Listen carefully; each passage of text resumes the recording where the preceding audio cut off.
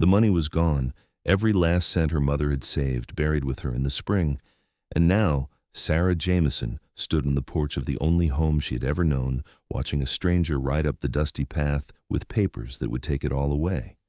The California sun beat down mercilessly on Randsburg that July morning in 1879, turning everything golden and harsh, and Sara felt her chest tighten as the rider dismounted, his expensive boots kicking up little clouds of dust that hung in the still air. She recognized him even before he tipped his hat, the silver band catching the light. Eli Carver owned half the territory around these parts, and what he did not own outright, he controlled through debts and favors and the kind of pressure that made good people do things they never thought they would. "Miss Jameson," he said, his voice smooth as creek water but twice as cold, "I hoped we might avoid this unpleasantness." Sara gripped the porch railing, feeling the rough wood bite into her palms. She was 22 years old, had been running this land by herself since her mother took ill 6 months ago, and she knew exactly what unpleasantness he meant. The taxes. The 3 years of back taxes her mother had let pile up while the sickness ate through her savings, through her strength, through everything they had built together after Sara's father died in a mine collapse when she was just a girl. "I need more time," Sara said, hating how her voice wavered. "The cattle are almost ready for market. Another month and I will have the money." Carver climbed the steps slowly, deliberately, his eyes traveling over the property with the satisfaction of a man who had already won. He was perhaps 40, well-groomed in a way that seemed out of place in Randsburg's dusty streets, his dark hair slicked back with pomade that probably cost more than Sara spent on food in a month. "Your mother said the same thing last year," he replied, "and the year before that. I have been patient, Miss Jameson, more patient than most men would be. But patience has its limits, and I'm afraid we have reached mine." He pulled a folded document from his jacket, held it out to her. Sara did not take it. She knew what it said. The ranch, the house, the 160 acres her parents had homesteaded 20 years ago, all of it would pass to Carver to satisfy the debt. $1,100. It might as well have been $1 million. "There is another option," Carver said, his tone shifting into something that made Sara's skin crawl. "A more agreeable solution for both of us." "I am not interested in your solutions," Sara said quickly. "You have not heard what I am offering." "I do not need to hear it."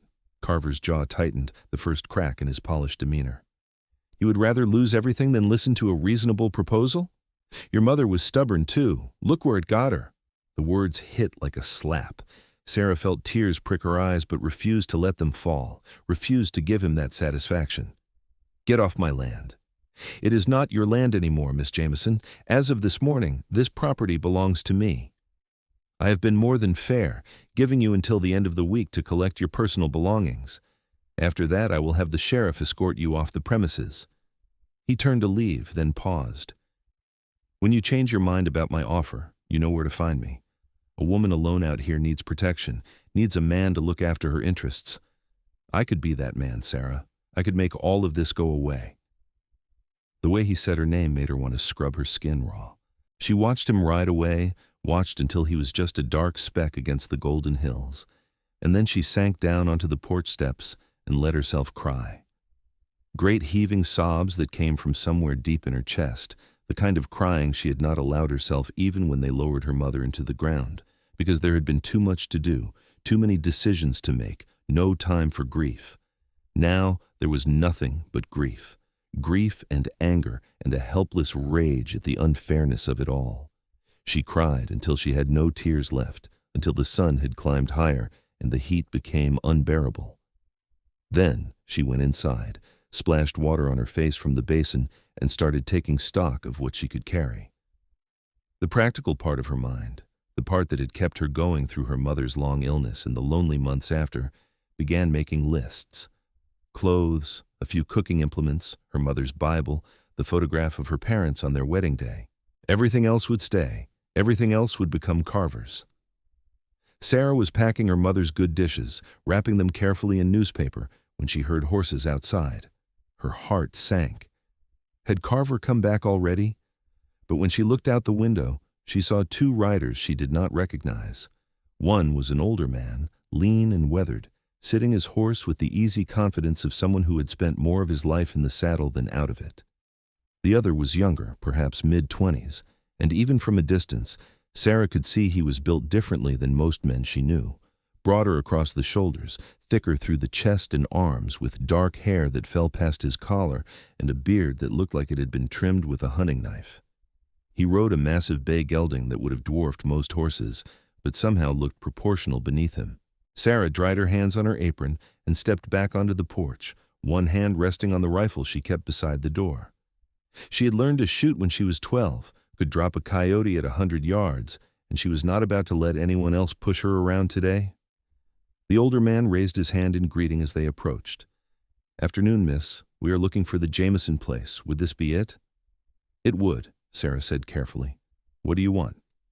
"Name is Frank Porter," the man said, dismounting with a slight grunt. "This here is Xavier Irving. We are trappers. Been working the high country the past few months. Just came down for supplies, heard some talk in town about this property changing hands." The younger man, Xavier, swung down from his horse with fluid grace despite his size. Up close, he was even more imposing, easily 6.5 feet tall with arms that strained the fabric of his worn shirt. But his eyes were kind, a pale gray that seemed to catch the sunlight, and when he looked at Sara, she felt something shift in her chest. "We heard Eli Carver's claiming this land," Xavier said. His voice was deep, quiet, the kind of voice that did not need to be raised to be heard. "That true?" "What business is it of yours?" Sara asked, still wary. "Might be none," Xavier admitted. "But Frank here, he knew your father. Worked with him in the mines before the accident. When we heard what was happening, thought we would ride out, see if there was anything to be done." Sara looked at Frank with new interest. "You knew my father?" "I did," Frank said, his weathered face softening. "James Jameson was a good man, one of the best. Saved my life once when a tunnel started to collapse. Got me out before the whole thing came down. I always regretted I could not do the same for him." The sincerity in his voice made Sara's throat tighten. "He never mentioned you." "No reason he would have," Frank said. "I left the mines not long after, headed up into the mountains. But I never forgot what he did. When I heard his daughter was about to lose everything, seemed like maybe I could return the favor." "Unless you have $1,100, I do not see how," Sara said, more sharply than she intended. "I'm sorry. It has been a difficult day." Xavier had been studying the property, his eyes traveling over the barn, the corrals, the neat vegetable garden Sara had been tending. "How much land?" 160 acres. Good water, decent grazing. The house needs work, but it is solid. My father built it with his own hands." "And Carver's taking it for unpaid taxes?" Sara nodded, feeling the tears threatening again. She blinked them back furiously. 3 years' worth. I have been trying to keep up, but my mother was sick for so long, and the medical bills, and then the funeral costs. I thought if I could just make it to market with the cattle, I could pay it all off and still have enough to get through winter. But Carver would not wait. He wants this land, and now he has it." Xavier exchanged a look with Frank, something passing between them that Sara could not read. Then he said, "What if someone paid off the taxes? Would that stop Carver?" Sara let out a bitter laugh. "Of course it would. But who's going to do that? I have no family left, no one I could ask for that kind of money." "I could," Xavier said simply. The words hung in the hot afternoon air. Sara stared at him, certain she had misheard. "What?" "I've been trapping for 6 years, Xavier explained. "Good years mostly. Frank taught me the trade and I learned well.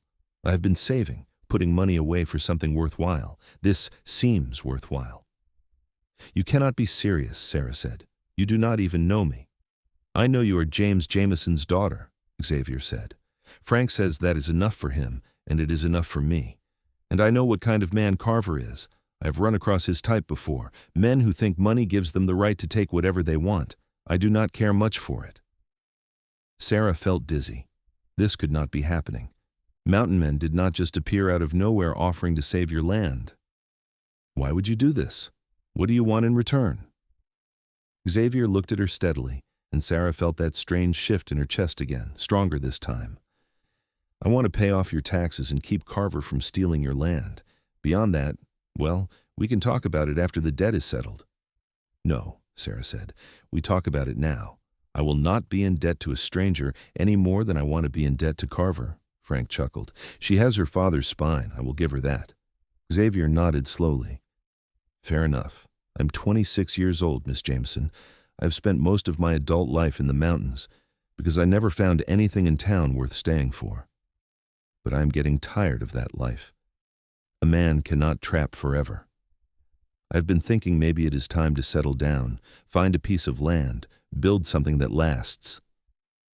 He paused, and Sara saw a flicker of uncertainty cross his face, the first crack in his calm exterior. I'm asking for a chance.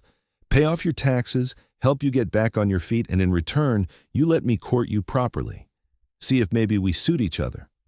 Of all the things Sara had expected to hear today, that was not on the list. She opened her mouth, closed it, tried again. You want to court me? You just met me 5 minutes ago. I know it is unusual, Xavier admitted, but nothing about this situation is usual, is it? I'm not saying we have to rush into anything. I'm just saying, let me help and let us see what happens. If it turns out we do not suit, I will leave and you can keep your land free and clear. No strings, no obligations. That is insane, Sara said.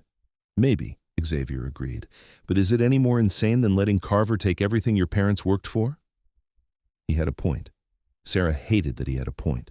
She looked at Frank, who just shrugged. The boy is telling it straight. He has the money and he is stubborn as a mule when he gets an idea in his head. You could do worse. I could also do better than marrying a complete stranger, Sara shot back. I'm not asking you to marry me today, Xavier said patiently. I'm asking you to let me pay your taxes and see where things go. If you decide you want nothing to do with me, I will respect that. You have my word. Sara wanted to say no. Every rational part of her mind was screaming that this was a terrible idea, that you did not accept help from strange mountain men, no matter how sincere they seemed, that there had to be a catch somewhere. But what choice did she have? In 4 days, the sheriff would come and escort her off this land. Everything her parents had built, everything they had died protecting, would belong to Eli Carver. Your word, Sara repeated slowly. The word of a man I met 5 minutes ago. The word of a man who knew your father was worth saving, Frank interjected quietly. That has to count for something. Sara looked at Xavier again, really looked at him this time. He stood relaxed in the afternoon heat, patient as stone, his gray eyes meeting hers without wavering. There was something solid about him, something that felt real in a way Carver's smooth words never had. And underneath her wariness and exhaustion, Sara felt a tiny flicker of something she had not felt in months. Hope. If I agree to this, she said slowly, you pay the taxes and you leave.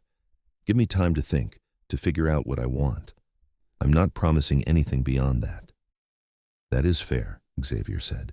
And if I decide I do not want to be courted, you accept that and move on. I will. Sara took a deep breath. This was either the smartest decision she had ever made or the stupidest, and she would not know which until it was too late to change her mind. All right, pay the taxes, but do not expect anything more. Xavier's face broke into a smile, and Sara felt her breath catch. He had a good smile, warm and genuine, the kind that crinkled the corners of his eyes. I will take what I can get. Where do I need to go? The land office in town. Ask for Walter Preston. He handles all the tax records. We will head there now, Frank said, already moving toward his horse. Xavier, you coming? But Xavier was still looking at Sara. Do you need anything while we are in town? Supplies, anything like that?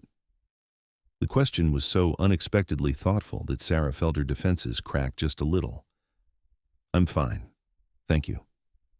We will be back before dark, Xavier said. And Miss Jameson, you made the right choice. Sara watched them ride away, her mind spinning. What had she just agreed to? She went back inside, abandoned the packing, and instead paced the small kitchen while the afternoon sun crept across the floor. She tried to imagine what her mother would say about all this. Her mother, who had been so careful, so cautious after Sara's father died. She had never remarried, never even looked at another man, saying once was enough for her heart. Would she approve of Sara letting a stranger pay off their debts? Would she understand? But her mother was gone, and Sara was alone, and sometimes being alone meant making choices that seemed impossible. She busied herself with evening chores, feeding the chickens, checking on the cattle in the far pasture, anything to keep her hands occupied and her mind from spinning in circles.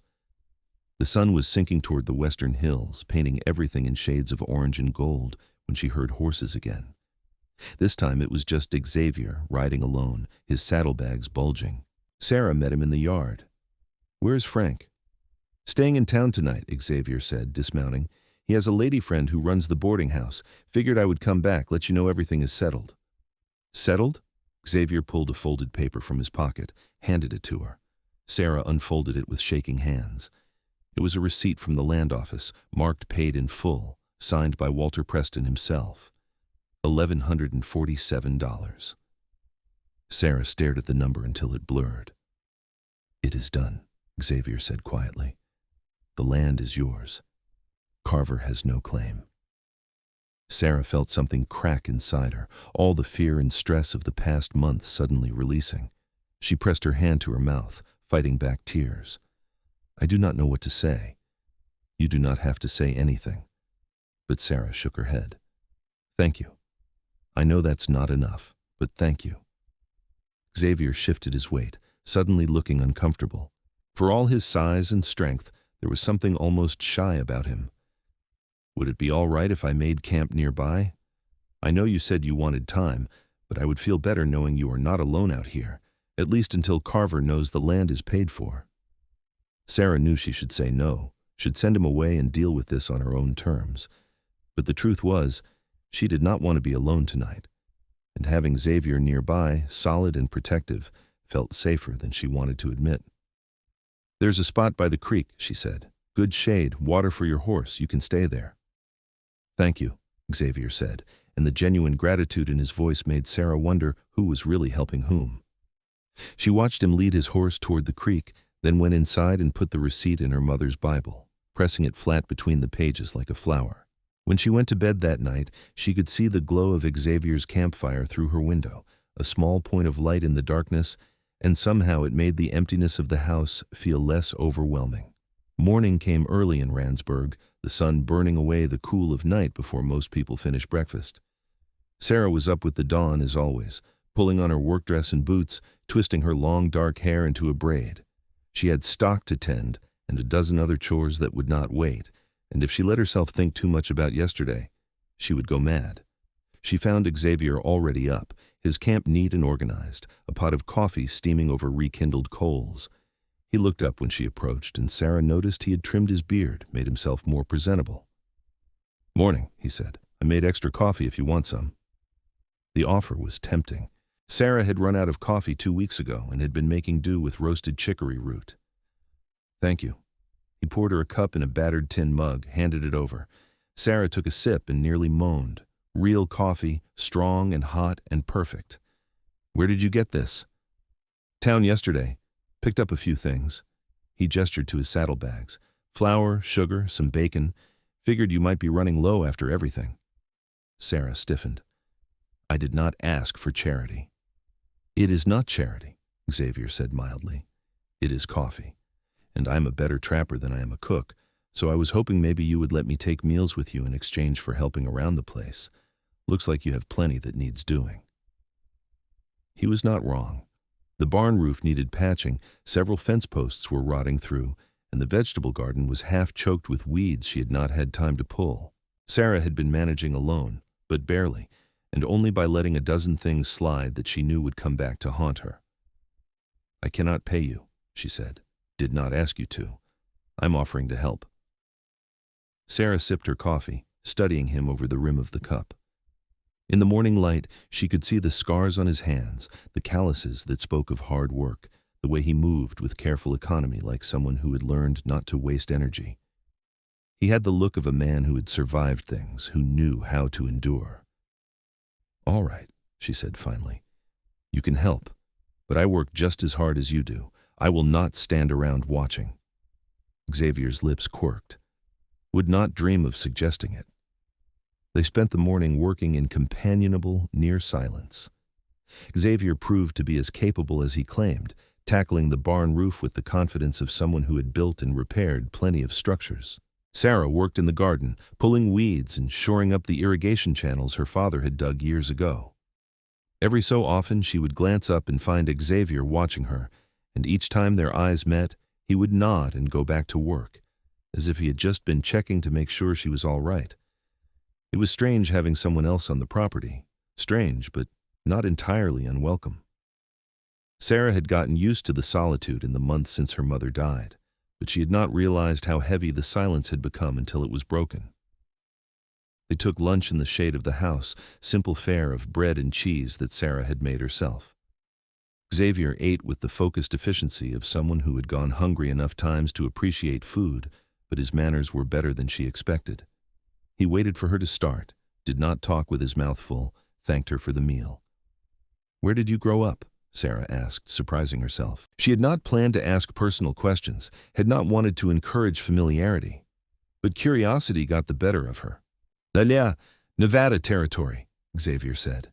"Little mining camp that does not exist anymore. My father worked the claims until they dried up, then we moved around a lot. He died when I was 17. After that, I wandered, tried different work. Found my way to Frank when I was 20, and he taught me the mountains." "Do you have any other family?" "A sister, last I heard. She married a farmer in Oregon. We write sometimes." He paused. "What about you? Any siblings?" Sara shook her head. "Just me. My mother said I was enough of a handful for anyone." Xavier smiled at that. "I believe it. What's that supposed to mean?" "Just that I have seen how you work," Xavier said. "Most people, they find out they are losing their land, they give up, fall apart. You were packing, getting ready to start over somewhere else. That takes strength." Sara felt her cheeks warm. "I did not have much choice." "Everyone has a choice," Xavier said quietly. "You chose to keep fighting. That matters?" The sincerity in his voice made Sara look away, uncomfortable with the praise. She had spent so long just trying to survive each day that she had not thought of it as fighting, just existing. But maybe Xavier was right. Maybe just continuing to exist in the face of everything was its own kind of courage. They worked through the afternoon heat, Xavier finishing the barn roof while Sara tackled the broken fence posts. She was digging out a rotted post, wrestling with the stubborn wood, when she heard a horse approaching. She looked up, shading her eyes against the sun, and felt her stomach drop.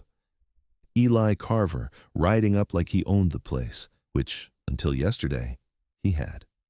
Sara jammed her shovel into the ground and walked to meet him, very aware of Xavier climbing down from the barn roof behind her. Carver pulled up short when he saw the mountain man, his expression darkening. "Miss Jameson," Carver said coldly, "I heard an interesting story in town today, something about your taxes being paid." "They are paid," Sara confirmed, "in full. The land is mine." Carver's jaw worked. "I see. And would your new benefactor happen to be this gentleman?" "That's none of your concern." "It is very much my concern when someone interferes with my business dealings," Carver said. His eyes fixed on Xavier, who had moved to stand beside Sara, close enough that she could feel the heat radiating from him. "I do not believe we have been introduced." "Xavier Irving," Xavier said evenly, "and Miss Jameson's debts are not your business anymore." "Is that so?" Carver's voice dripped with contempt. "Let me guess. You're some kind of hero riding in to save the poor helpless woman. How noble. Tell me, Mr. Irving, what exactly do you get out of this arrangement?" "That is between me and Miss Jameson," Xavier said. His voice remained calm, but Sara saw his hands curl into fists. "I'm sure it is," Carver said. "Well, enjoy your victory while it lasts. This land is not worth half what you paid for those taxes. Harsh country, difficult to work alone. I give it 6 months before she is begging to sell, and when that happens, I will be waiting, and I will not be generous with my offer." "The land is not for sale," Sara said through gritted teeth. Carver looked at her with something that might have been pity if it had not been laced with so much malice. "Your mother said the same thing. Look how that ended." Xavier moved then, faster than Sara would have thought possible for a man his size. One moment he was standing beside her, the next he had Carver's horse by the bridle, his other hand on the pommel of Carver's saddle. "I think you should leave," Xavier said quietly. "Right now, before you say something you regret." Carver's hand moved toward the pistol at his hip. Xavier saw it and pulled him half out of the saddle before he could draw, his voice dropping to something that sounded like distant thunder. "Do not." They stayed frozen like that for a long moment, Carver half sprawled across his horse's neck, Xavier holding him effortlessly with one arm. Then Carver seemed to think better of whatever he had been planning and settled back into his saddle. "This is not over," Carver said. "Yes, it is," Sara said firmly. "You have no claim here anymore. The next time you come onto my property uninvited, I will have the sheriff remove you." Carver jerked his reins free of Xavier's grip and wheeled his horse around, kicking it into a gallop down the road. Sara watched him go, her heart pounding. "Are you all right?" Xavier asked. Sara realized she was shaking. "I'm fine. Thank you for stepping in." "He is dangerous," Xavier said. "Men like that, when they get crossed, they do not forget it. You need to be careful." "I've been dealing with men like Carver my whole life," Sara said, more confidently than she felt. "I can handle him." Xavier looked like he wanted to argue, but thought better of it. "All right, but I'm staying close, at least for a while, just to make sure." Sara wanted to protest, wanted to insist she could take care of herself, but the truth was, having Xavier nearby made her feel safer. And after months of being alone, of carrying every burden by herself, it was almost a relief to let someone else share the load. "All right," she said quietly. "You can stay." The days that followed fell into a rhythm Sara had not expected. Xavier kept his camp by the creek but spent his days working on the ranch, tackling all the repairs and maintenance Sara had been putting off. He was tireless, working from dawn until dusk with barely a break, and his presence made a visible difference. The barn roof was watertight for the first time in 2 years. The corrals had new posts and fresh rails. The irrigation channels were cleared and flowing properly. And slowly, carefully, Sara found herself warming to him. It started with small things. The way he always asked before starting a new project, respecting that this was her land, her decisions. The way he left wildflowers on her porch some mornings, never saying anything about them, just a small gesture that made her smile. The way he listened when she talked about her parents, about growing up on this land, about her dreams for what it could become. He did not offer empty platitudes or try to fix her grief. He just listened, and somehow that was exactly what she needed. 3 weeks after Xavier arrived, Frank came back with news from town. He and Xavier were mending tack in the barn while Sara worked on preserving vegetables from the garden, and she overheard them talking through the open door. "Carver has been asking around about you," Frank said, "trying to figure out where you came from, what your angle is." "Let him ask," Xavier replied. "I have nothing to hide." "Maybe not, but he is the type to make trouble anyway. He has connections, Xavier, people in his pocket. You made him look bad, and men like that do not forgive." "What is he going to do, have me arrested for paying someone's taxes?" "I do not know," Frank admitted. "Just be careful, and watch out for the girl. If he cannot get to you directly, he might try going through her." Sara felt a chill despite the afternoon heat. She had hoped Carver would let it go, would move on to easier prey. But she had known deep down that a man like that would not give up so easily. That night, she invited Xavier to have dinner in the house instead of eating at his camp. She made stew from the vegetables she had preserved with fresh bread and butter, and they ate at the small table where she had shared 1,000 meals with her mother. "Frank told you about Carver asking questions," Sara said. It was not a question. Xavier nodded.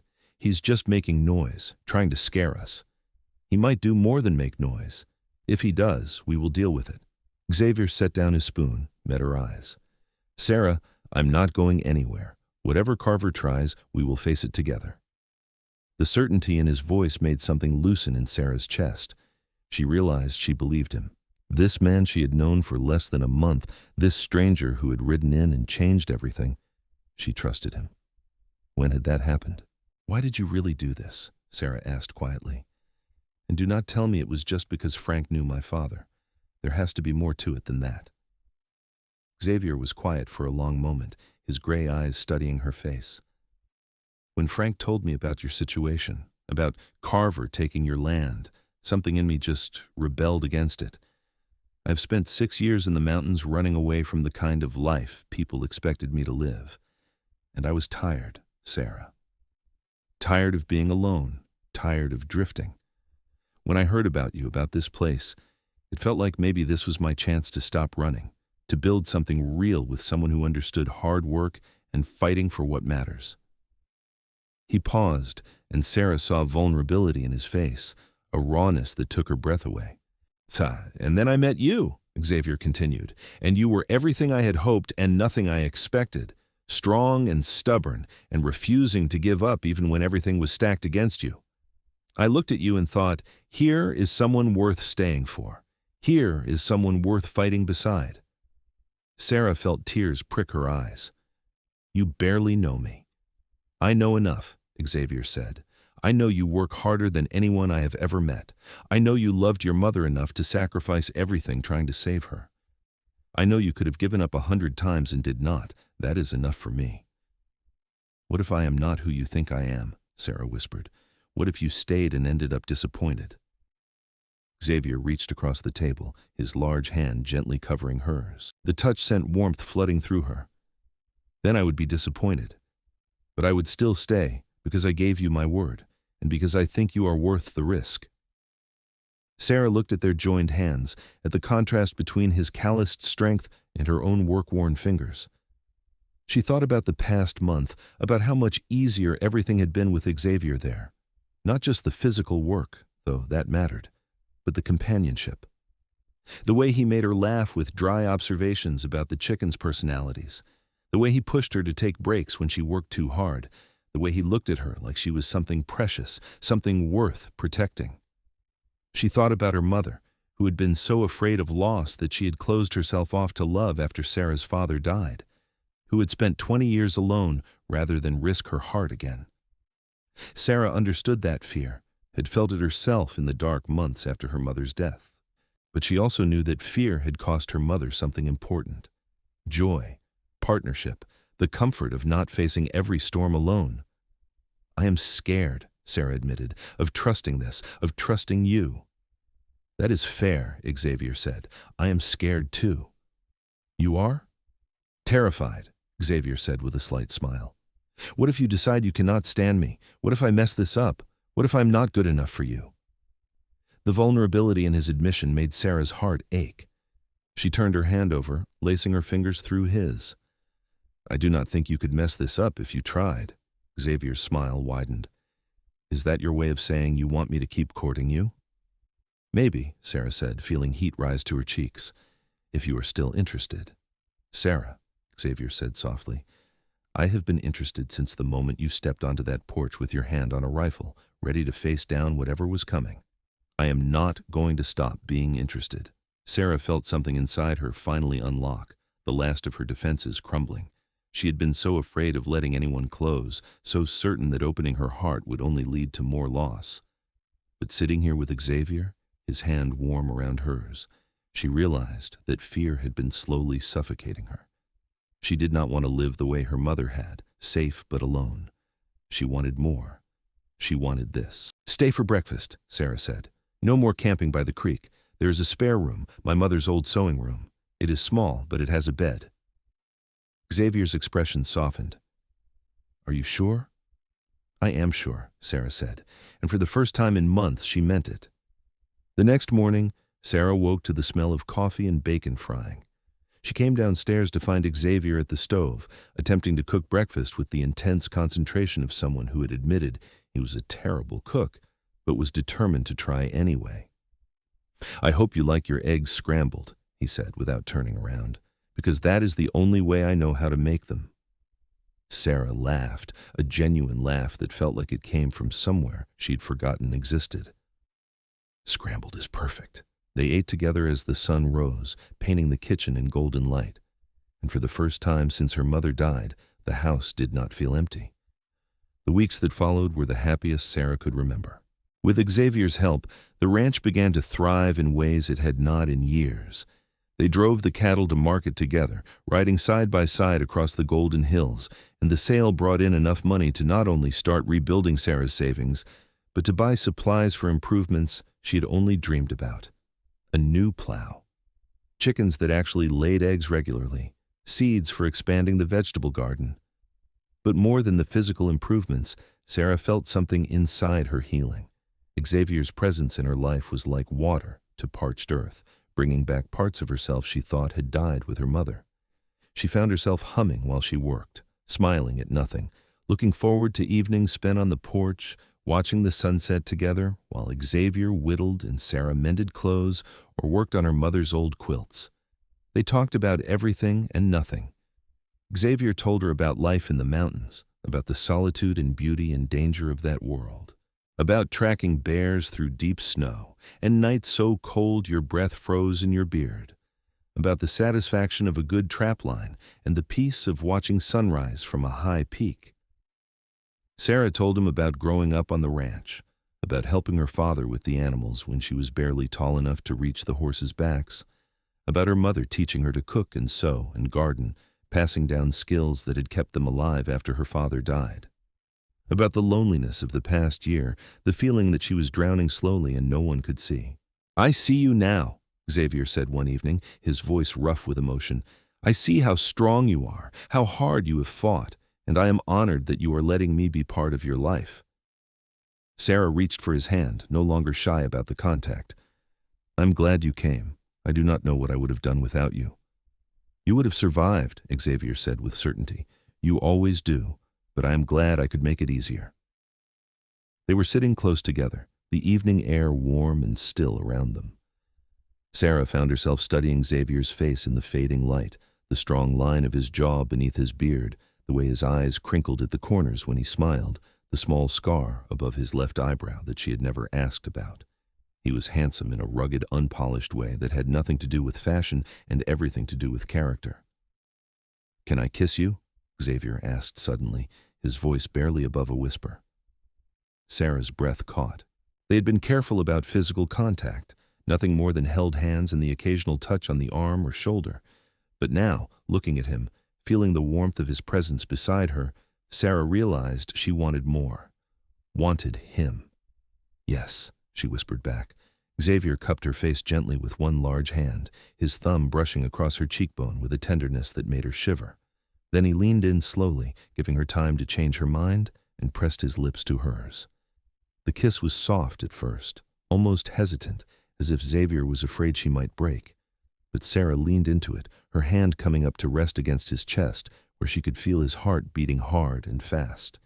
The kiss deepened, Xavier's other arm sliding around her waist to pull her closer, and Sara felt like she was falling and flying at the same time. When they finally broke apart, both breathing hard, Xavier rested his forehead against hers. "I have been wanting to do that since the day we met," Sara laughed breathlessly.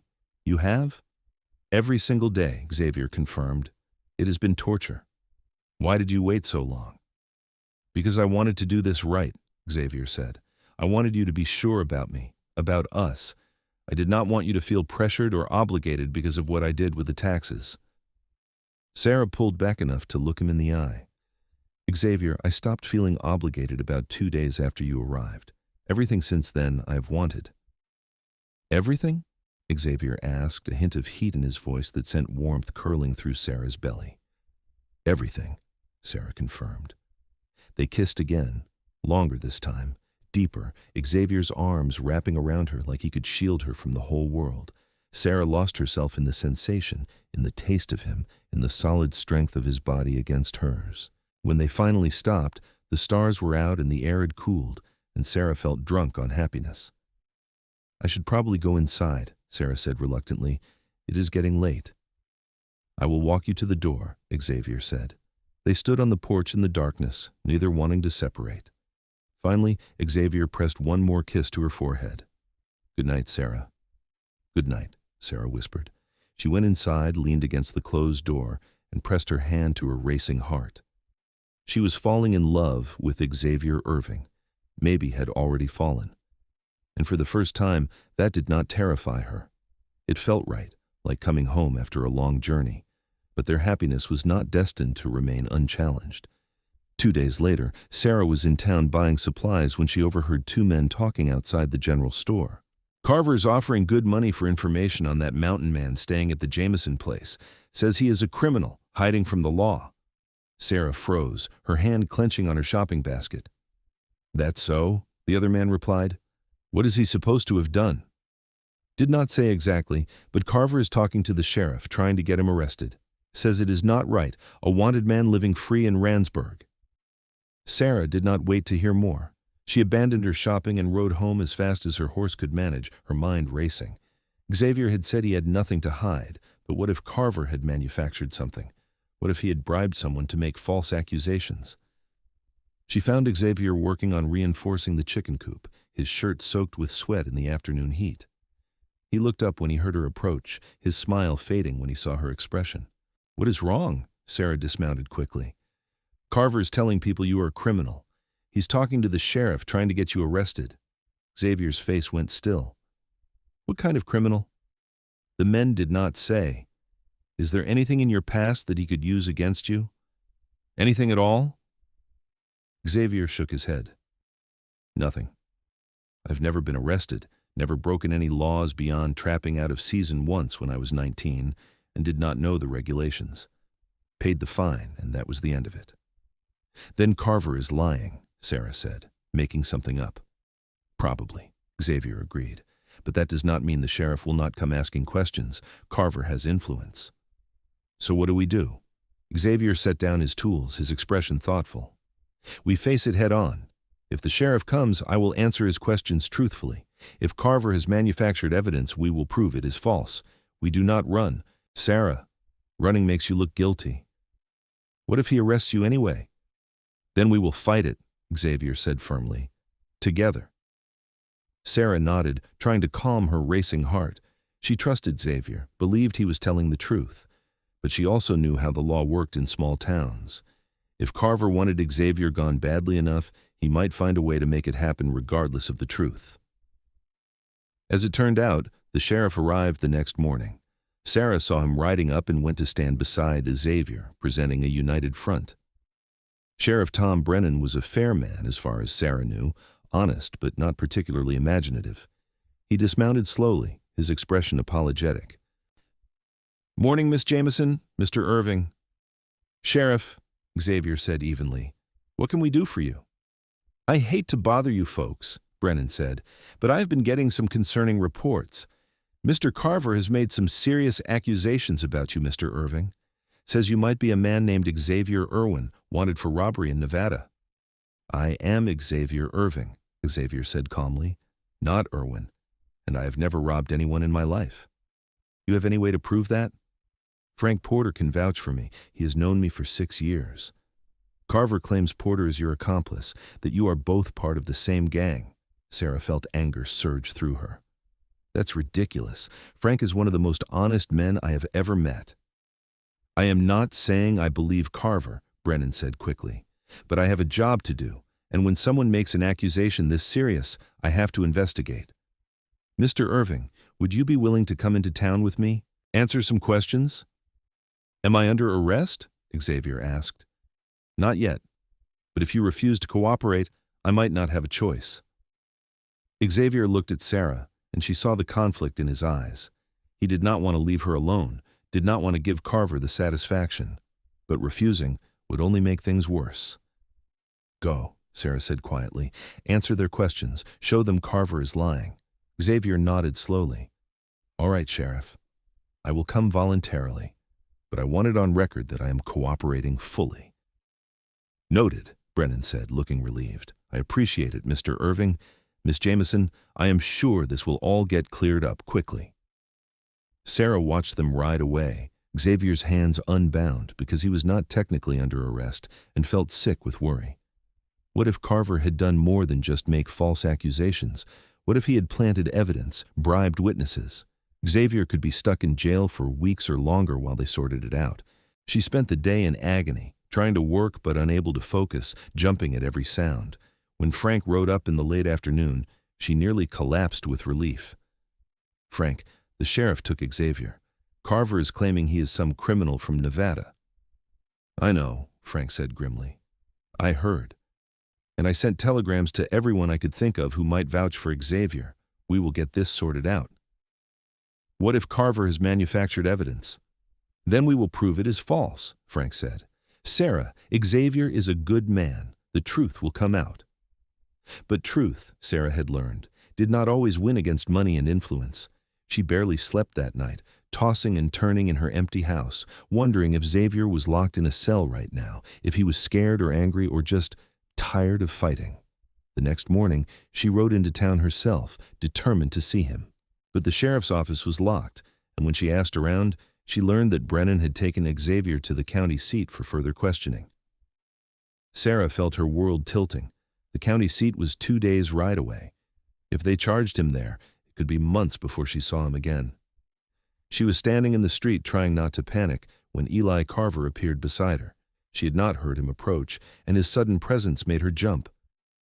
"Miss Jameson," he said smoothly, "you look distressed." "Stay away from me," Sara said. "I am just concerned for your welfare," Carver said. "You have been alone on that ranch, vulnerable. And now your protector has been revealed for what he truly is." "He is not a criminal," Sara said through gritted teeth, "and we both know you manufactured this whole thing." Carver's expression did not change. "I have no idea what you mean. I simply reported information that came to my attention. If it turns out to be true, well, you're lucky you found out before you became more involved with him." "What do you want, Carver?" "The same thing I have always wanted," Carver said. "That land. Your land. And I am willing to be generous, Sara. Marry me, sign the property over, and I will make sure all charges against your mountain man are dropped. He can go free, you can keep living on the ranch as my wife. And everyone benefits." Sara stared at him in disbelief. "You think I would marry you, after everything you have done?" "I think you will do what is necessary to save the man you love," Carver said. "Think about it, Sara. Without me, Xavier could hang for robbery. Is your pride worth his life?" He walked away before she could respond, leaving Sara shaking with fury and fear. Because as much as she hated to admit it, Carver had a point. If he had enough influence to fabricate charges against Xavier, he might have enough influence to make them stick. And if Xavier was convicted of robbery in Nevada territory, the penalty could be death. Sara rode home in a daze, her mind spinning. She could not marry Carver. The thought of it made her physically ill. But she also could not let Xavier die for a crime he did not commit, could not let him pay the price for helping her. She was still trying to figure out what to do when Frank appeared at her door that evening, his face grim. "I have news," he said. "Some good, some bad." "Tell me." "The good news is that I got responses to my telegrams. Multiple people in Nevada can confirm Xavier was working trap lines during the time this supposed robbery took place. He could not have done it." Relief flooded through Sara. "That is wonderful. So they have to let him go." "That is the bad news," Frank said heavily. "Carver has witnesses claiming they saw Xavier in Nevada at the time of the robbery. They are saying my witnesses are lying to protect him." "But that is impossible. Xavier was not even in Nevada then." "I know that and you know that, but Carver has money and influence. He has convinced enough people that the judge at the county seat has decided to hold Xavier for trial." Sara felt like the ground was falling away beneath her. "A trial? That could take months?" "Or longer," Frank confirmed. "And if Carver stacks the jury the way he is stacking the witnesses, Xavier could be convicted?" Sara sank into a chair, her mind reeling. "What do I do?" Frank was quiet for a long moment. "Carver made you an offer, did he not? He has been waiting outside your house half the day." Sara looked up sharply. "How did you know?" "Because I know how men like him operate. He creates a problem, then offers himself as the solution." "What did he ask for?" "Marriage," Sara whispered, "and the land. He said if I agree, he will make the charges disappear." Frank nodded slowly. "I thought as much. I cannot marry him, Frank. I cannot." "Then we find another way," Frank said firmly. "We keep gathering evidence. We find witnesses who will not be bribed or intimidated. We fight this in court if we have to." "And if we lose?" Frank met her eyes steadily. "Then Xavier hangs and Carver wins. But we are not going to lose. Sara, I did not teach that boy everything I know just to watch him die for a crime he did not commit." The conviction in his voice gave Sara strength. She nodded, straightening her shoulders. "All right. Tell me what we need to do." They spent the next week gathering evidence, sending telegrams, tracking down everyone who had seen Xavier during the time of the robbery. It was exhausting, frustrating work, made worse by the fact that Sara could not go to the county seat to see Xavier. Women were not allowed in the jail without special permission, and the judge had denied her request. But Frank went, riding the 2-day journey to bring Xavier news and supplies. When he returned, he had a letter from Xavier, written in careful handwriting on cheap paper. Sara, Frank told me what Carver offered you. I am writing this to make something absolutely clear. Do not marry him. Do not sacrifice yourself for me. I would rather hang than live knowing you gave up your freedom and your land to save me. I know you are scared. I am scared too. But I have faith that the truth will come out. Frank is working on something, a way to prove Carver is behind the false witnesses. If it works, I will be free soon. If it does not, I need you to promise me something. Let me go. Do not let guilt or obligation ruin your life. Take care of the ranch, find someone who deserves you, and be happy. That is all I want. But know this. These past months with you have been the best of my life. You gave me hope when I did not know I needed it. You showed me what it means to build something real with someone. Whatever happens, I will never regret coming to Randsburg. I will never regret meeting you. Yours.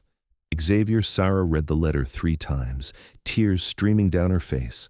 She could feel Xavier in every word, his strength and honor and stubborn determination. But she could also feel his fear, buried beneath the brave words. He was terrified, and he was alone, and she could not reach him. That night she knelt beside her mother's bed and prayed for the first time since the funeral. She prayed for Xavier's safety, for Frank's plan to work, for justice to prevail. And she prayed for strength, because she did not know how much longer she could hold on. The answer came 3 days later, delivered by a rider Sara did not recognize. He handed her a telegram, tipped his hat, and rode away without waiting for a response. Sara's hands shook as she unfolded the paper. Charges dropped. Stop Xavier free. Stop coming home. Stop Frank. Sara's legs gave out. She sat down hard on the porch steps, the telegram clutched in her fist, and sobbed with relief. He was free. Xavier was coming home. She spent the next day preparing, cleaning the house from top to bottom, baking bread, making stew, anything to keep her hands busy while she waited.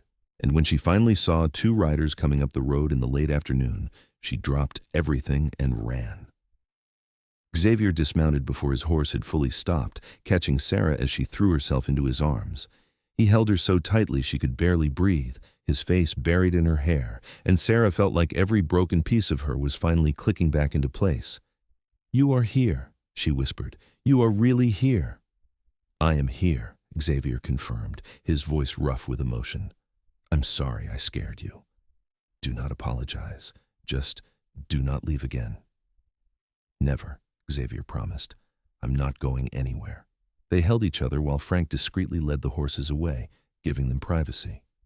Finally, Sara pulled back enough to look at Xavier. He looked thinner, tired, with dark circles under his eyes, but he was whole and he was free, and that was all that mattered. "What happened?" Sara asked. "How did Frank get you out?" "He found the real robber," Xavier said. "Man was in a jail 3 towns over, already convicted of a different crime. When confronted with evidence, he confessed to the Nevada robbery too. Turns out Carver had paid someone matching my description to commit the crime, planning to use it against me later." Sara felt rage burn through her. "He planned this from the beginning?" "Frank thinks so. The robbery happened about a month after Carver first approached you about the taxes. He was setting up a backup plan in case paying off the debt did not work." "That's insane." "That is desperation," Xavier corrected. "He wants this land badly enough to commit crimes for it, which means we need to be very careful going forward." "He came to me," Sara admitted, "while you were in jail, offered to make the charges go away if I married him and signed over the property." Xavier's jaw tightened. "Tell me you said no." "Of course I said no," Sara said. "I would never marry him. But Xavier, he's not going to stop. He's going to keep coming at us until he gets what he wants." "Then we make sure he does not get it," Xavier said firmly. "We build this ranch into something so strong he cannot touch it. We get married and make it legal so Carver cannot manipulate property laws. We fight him together, Sara, the way we should have been fighting all along." Sara's breath caught. "Did you just propose to me?" Xavier seemed to realize what he had said. A smile spread across his face, tired but genuine. "I guess I did. That was not very romantic, was it? I do not care about romantic, Sara said. I care about you, about us. Then marry me, Xavier said, cupping her face in his hands.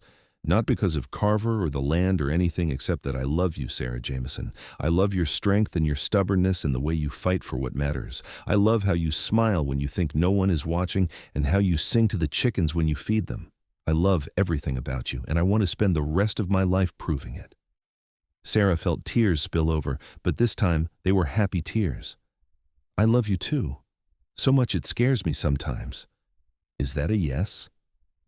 That is absolutely a yes, Sara said, and kissed him with everything she had. They were married 3 weeks later in the small church in Randsburg, with Frank as witness and half the town in attendance. Sara wore her mother's wedding dress, altered to fit her frame, and carried wildflowers that Xavier had picked that morning. When the preacher pronounced them husband and wife, Xavier kissed her like he would never stop, and the congregation cheered. The reception was held at the ranch, with tables set up in the yard and food brought by neighbors who had watched Sara struggle for so long and were genuinely happy to see her finally finding joy. Even the minister stayed late, dancing with the older ladies and telling stories that made everyone laugh. Eli Carver did not attend, but his presence hung over the celebration like a shadow. Everyone knew he had tried to destroy Xavier, and everyone knew he had failed, but no one believed he would give up. As the sun set and the guests began to leave, Xavier pulled Sara aside. Are you happy? Happier than I ever thought possible, Sara said honestly. You did this. You gave me all of this. We did this, Xavier corrected. Together. They spent their wedding night in the house that was now truly theirs, and for the first time since her mother died, Sara felt complete. She had been so afraid of letting anyone in, so certain that love would only lead to loss.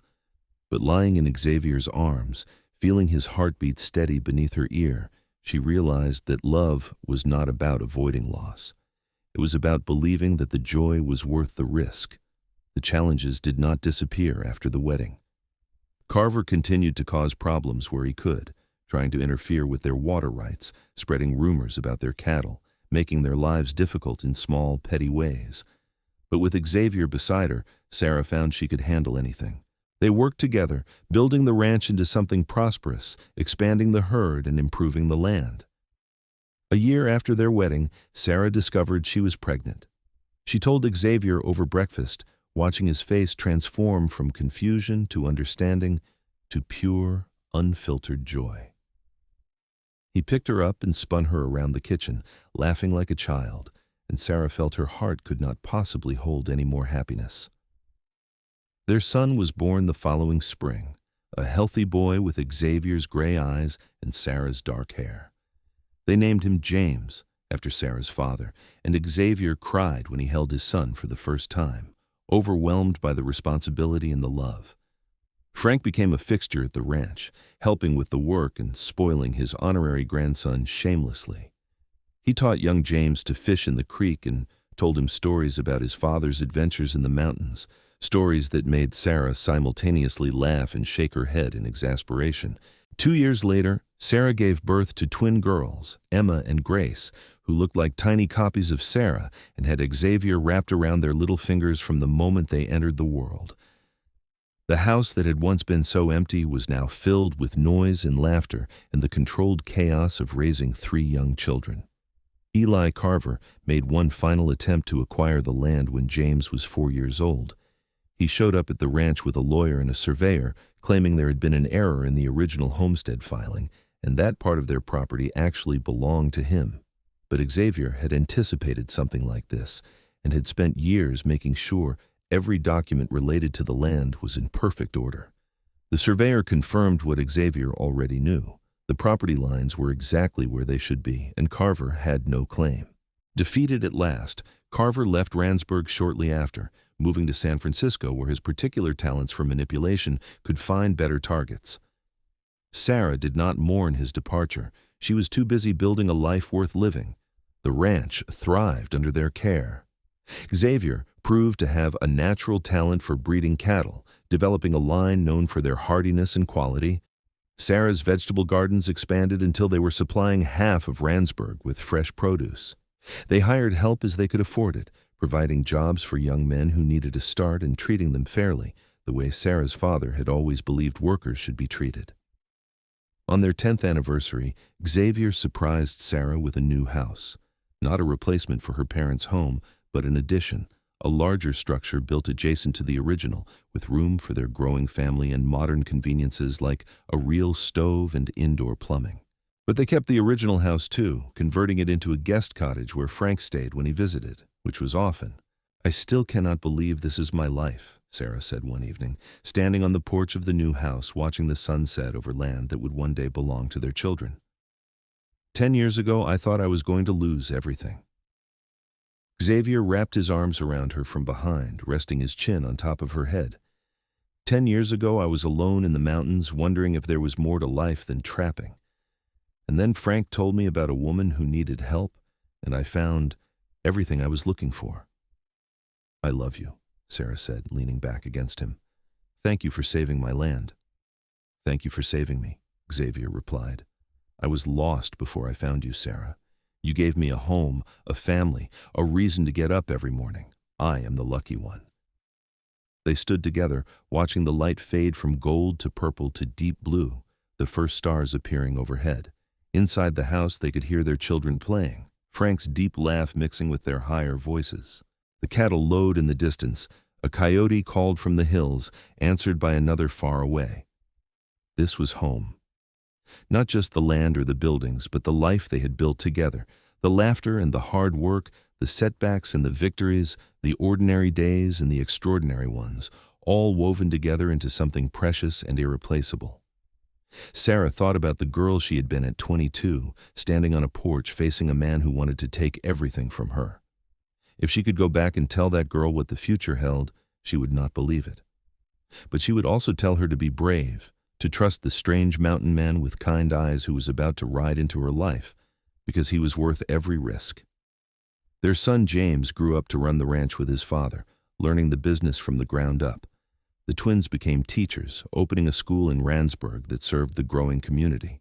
And Sara and Xavier grew old together, their love deepening and maturing like good wine, becoming richer with every passing year.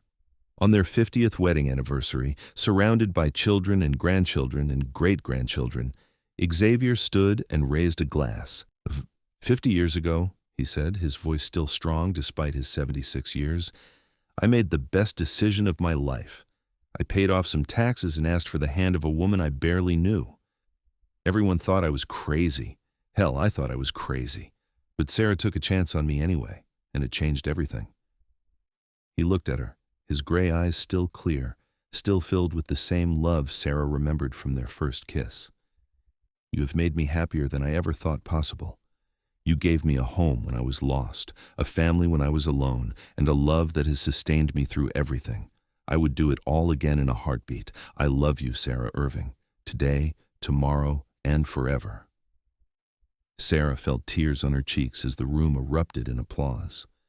She stood and took Xavier's hand, their fingers intertwining with the ease of 5 decades of practice. "I love you too," she said simply. "Thank you for riding into Randsburg that day.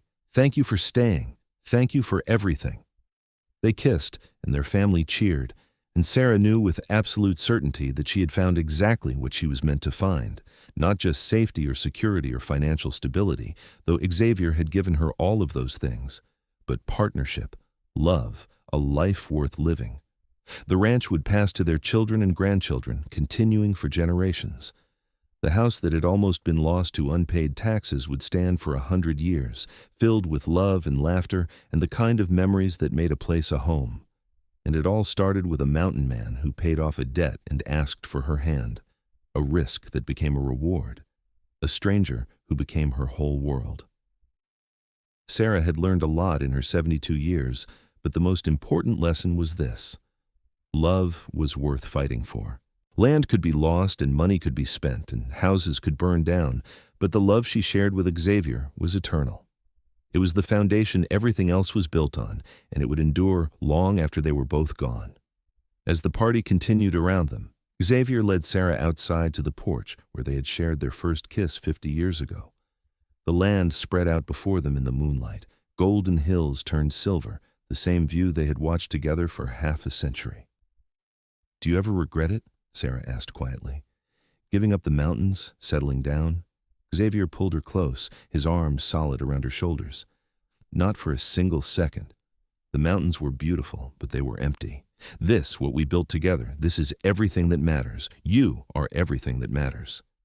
Sara rested her head on his shoulder, feeling the steady rhythm of his breathing, the warmth of his body against hers.